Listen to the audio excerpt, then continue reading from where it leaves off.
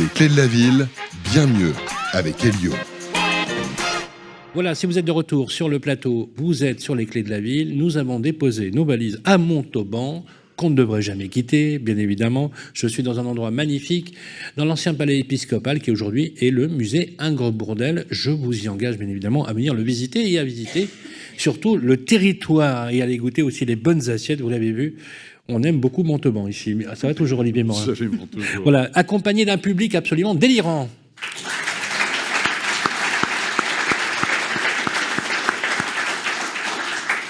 Comme dirait Julien Lepers, que je l'aime ce métier, que je l'aime. Alors, merci également à Brigitte Barège, maire de Montauban, de nous accueillir. C'est un vrai plaisir d'être avec vous et de partager. Je vais vous dire pourquoi on vous aime particulièrement, Brigitte Barège. C'est parce que vous avez une singularité. Vous avez des singularités qui font votre personnalité. Et c'est toutes ces aspérités-là qui font la richesse de l'engagement politique. De cela, je souhaite qu'on vous en remercie. Et je voudrais qu'on fasse un immense triomphe à Brigitte Barège.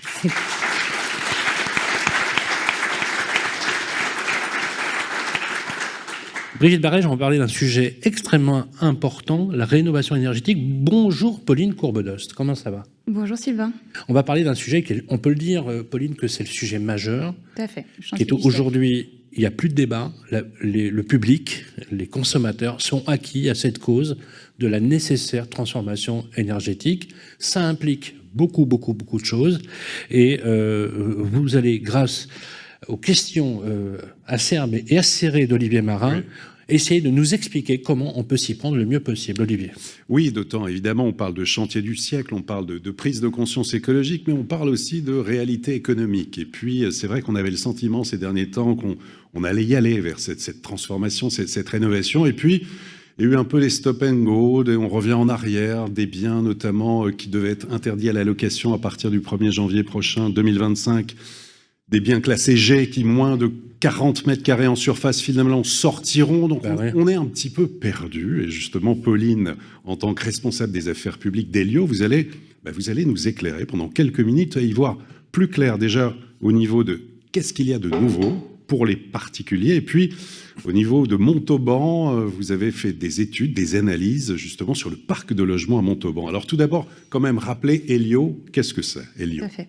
Elio, c'est un expert d'un groupe indépendant, expert des solutions d'efficacité énergétique qui adresse tout consommateur d'énergie, c'est-à-dire tant les particuliers que les représentants du secteur agricole, industriel, tertiaire, les collectivités locales, et qui va apporter toute son expertise technique et son ingénierie financière pour les accompagner dans une rénovation énergétique de qualité et la plus sereine possible.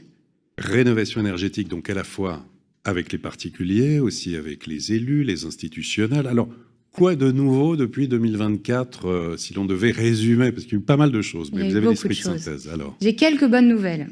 Déjà, il y a quand même des mesures qui arrivent, qui entrent en vigueur et qui vont entrer en vigueur vers une simplification des dispositifs. On sort vraiment de plusieurs mois d'atermoiement, de stop and go, comme vous le disiez. Là, on a l'entrée en vigueur au 15 mai prochain de l'ajustement de la nouvelle mouture MaPrimeRénov', qui devait entrer en vigueur au 1er janvier 2024 et finalement qui a été un petit peu réajusté. Donc, on va vers un retour du monogeste, qui doit finalement permettre d'aller vers les rénovations d'ampleur, mais qui ne doit pas disparaître complètement. Donc avec la suppression de l'obligation de coupler le geste d'isolation à l'installation d'un système de chauffage décarboné, avec la suppression de l'obligation de présenter un DPE, qui est reporté au 1er janvier 2025, et le maintien de l'éligibilité de tout type de logement dans le cadre du dispositif décarbonation. Ça implique donc que les étiquettes F et G vont rester jusqu'au 1er janvier 2025. On va voir comment ça se passe pour la suite. Là aussi, effectivement, on parlait de transformation, de rénovation globale. Donc, on revient finalement aux monogestes qui sont possibles. On garde la rénovation d'ampleur, évidemment, globale, avec un objectif ambitieux de 140 000 rénovations pour l'année 2024. Mais il ne faut pas opposer les deux parcours, en fait. Le parcours monogeste dit décarbonation peut tout à fait conduire... Pour ceux qui nous écoutent, un monogeste, c'est quoi? Un monogeste, c'est, admettons, l'isolation par l'extérieur d'un bâtiment, le changement de fenêtres. Les fenêtres, oui. Les fenêtres, changer le système de chauffage, isoler les combles. Enfin bref, voilà, c'est un geste. D'accord. Et quand on dit donc le global, c'est ou d'ampleur, voilà, c'est la totalité. Le plancher, comble. Exactement, isolation par l'extérieur, fenêtre, changement du système de chauffage. Okay. Bâtiment public aussi, des nouveautés. Tout à fait. Bâtiment public, bon bah alors pour le coup, peu de nouveautés qui vont entrer en vigueur, mais une expertise Hélio au plus près des acteurs de la vie publique. Donc le secteur département public d'Hélio a quand même une réelle expertise aujourd'hui et une espèce de process en bon français qui donc, commence par l'identification des gisements d'économie d'énergie, les recommandations techniques qui suivent, l'optimisation et le fléchage des aides qui sont nombreuses aussi pour les acteurs publics que vous pouvez flécher pour chaque projet, le montage du dossier, le versement des primes évidemment. Aujourd'hui, on accompagne plus de 2000 collectivités locales. On a opéré 1200 rénovations de bâtiments scolaires et on a plus de 3000 collectivités locales qui utilisent Delta Conso Expert, qui est notre logiciel de monitoring des consommations d'énergie. Top, ça. Très bien. Ouais. Alors, Montauban, l'état du parc de logement. Tout à fait. Bon élève, Montauban. Plutôt bon élève, Montauban. Ouf. Non, vraiment, en plus. Donc, c'est vrai, ville moyenne du Tarn-et-Garonne, ville à taille humaine, comme vous le disiez, Madame la maire, qui n'a pas à rougir de son bilan, puisqu'on a seulement 25% du parc de logement qui est étiqueté EFG, et on a plus de 30% du parc qui est étiqueté ABC, ce qui est très bien. Donc c'est tout à fait honorable, mais il faut poursuivre évidemment, mais en tout cas le bilan est plutôt bon. Alors, comme à chaque fois, des cas concrets, à la fois maison et aussi copropriété. Alors, premier cas concret de rénovation d'ampleur pour voir comment on pourrait changer d'étiquette énergétique. Donc, vous avez choisi un cas concret, une rénovation d'ampleur d'une maison individuelle à Montauban. Oui, un vrai sujet, hein. C'est-à-dire que ce n'est pas un cas d'école, vous l'avez réellement fait. Alors, non.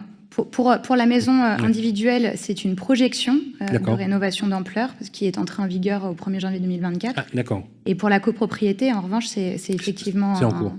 C'est fait. Ah, c'est fait. Génial. On vous écoute. Donc, on a un ménage jaune, c'est-à-dire un ménage dit modeste, 2 enfants, 100 mètres carrés, et un système de chauffage au gaz. Donc, c'est une étiquette F. On va... Excusez-moi, jaune... Modeste. Ah, d'accord, parce qu'il y a des couleurs. Donc, voilà. OK. Donc, il y a des couleurs... alors, moi, je le sais, mais... Un revenu. Voilà, c'est le niveau de revenu, pardon. En fait, je le sais, mais pour ceux qui nous écoutent, je fais genre, je ne sais pas. Voilà. Donc, c'est quoi? Il y a un code couleur par type de... Voilà, en fait, le dispositif MaPrimeRénov' flèche le montant d'aide en fonction des revenus du ménage et de l'ambition de l'opération de rénovation. C'est-à-dire qu'il y a un couplage entre le saut de classe et le niveau de revenu du ménage. Ça permet d'avoir une lecture beaucoup plus rapide, forcément, et beaucoup plus simple. On a une vraie idée, en effet. Après, il y a toujours d'autres aides qu'on peut réfléchir. Voilà, donc, étiquette F. On arrive à un saut de 4 classes, une étiquette B avec 70% de gains énergétiques, un petit peu plus de 70 000 € de travaux hors taxes, et on arrive à flécher un montant d'aide MaPrimeRénov' et les certificats d'économie d'énergie cumulés pour près de 50 000 € hors taxes. Soit quasiment les 2 tiers. Hein.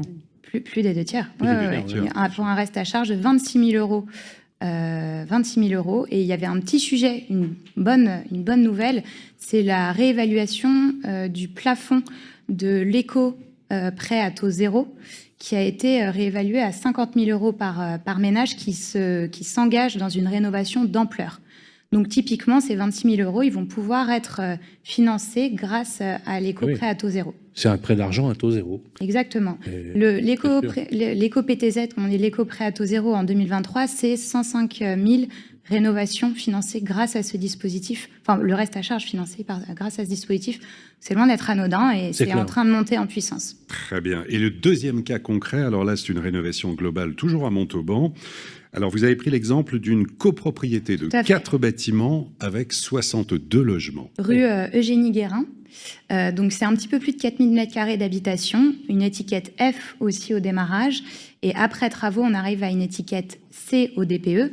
65% de gains énergétiques. Donc là, on a un peu plus d'1 million de travaux et on arrive à flécher encore plus de 715 000 € d'aide, donc c'est-à-dire près des 2 tiers cette fois-ci.